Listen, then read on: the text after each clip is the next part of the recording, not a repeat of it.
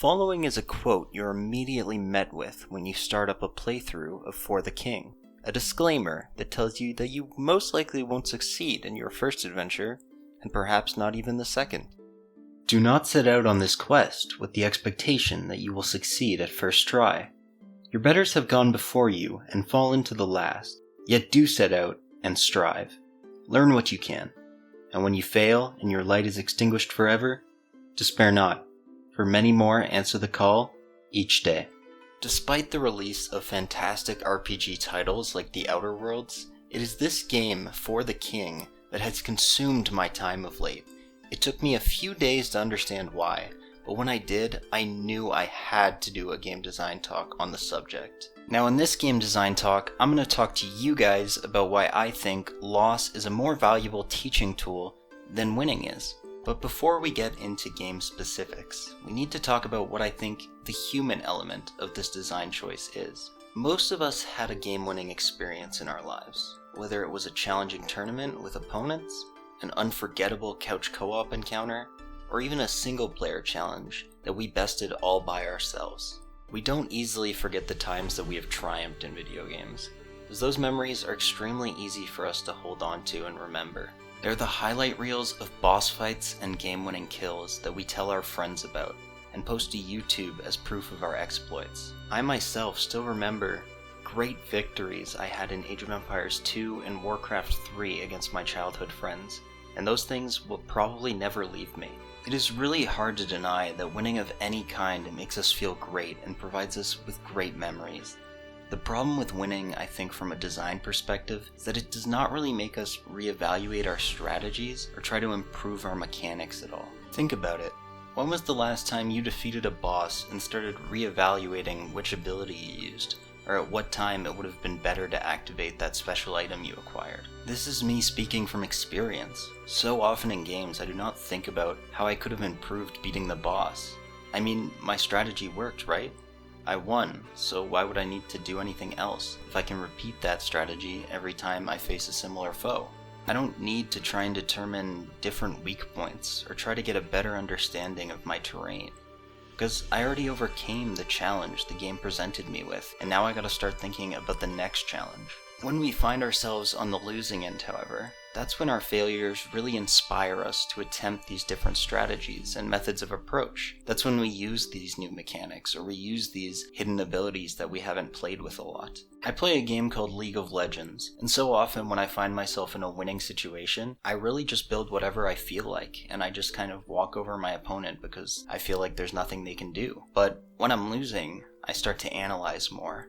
I build according to how I should build. I start thinking about which items would be in my interest to purchase, where I should be on the map, and I really start a critical thinking that I don't really go through when I'm in a winning situation. And I believe it is these failures and losses that not only make for a more engaging experience, especially in regards to learning in games, but also are the cause of my total obsession with a game like For the King. Now that we've done a quick analysis of the human element, and especially in regards to me, let's go back and talk about where this all began.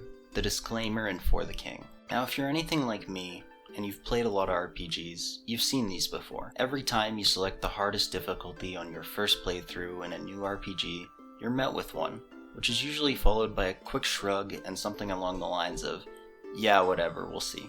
And while most RPGs tend to have modes or difficulties that offer difficult situations that can result in final game overs, For the King is different, as it is built into the design of the entirety of the game, no matter if you're on the easiest difficulty or the hardest.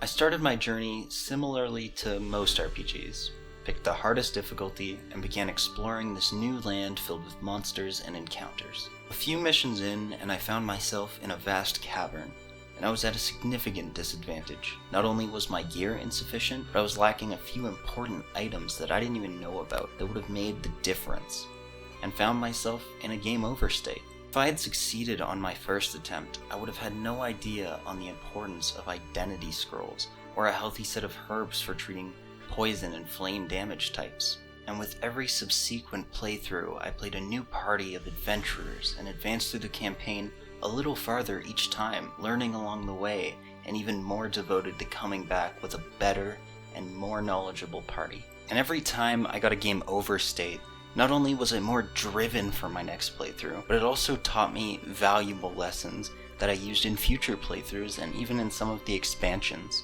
Alternatively, if I was taught all of these things in the tutorial, I would have stocked up on these things and it wouldn't have provided a challenge or been an engaging surprise or experience for me. And this party wipe didn't hit me like losing a nightmare mode character on Diablo 3 would. Instead, the game simply said, your adventurers got this far, they were brave heroes, perhaps the next adventurers will do it.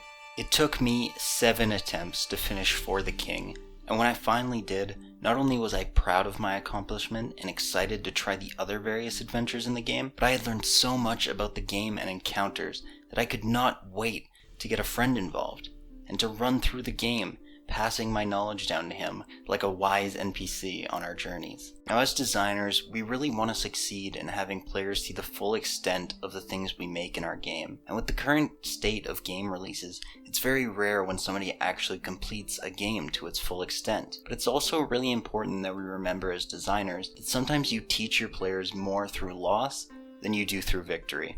Hey everybody, I hope you enjoyed this week's Game Design Talk. It was a little controversial of a subject, but I really wanted to put that out there because it was something I was really passionate about and something that I've been actually investing quite a lot of research and time into. You'll have to forgive me, I have a bit of a cold. But if you haven't subscribed already, you should really consider doing it. I have a few more lined up, and if you have any ideas for future Game Design Talks, I'd love to hear them because I will get to them in a future video for sure. Also, a good friend of mine, Ryan, I worked on a few projects with him. He started a game development channel in regards to Unity and programming. I will put the link to that in the description.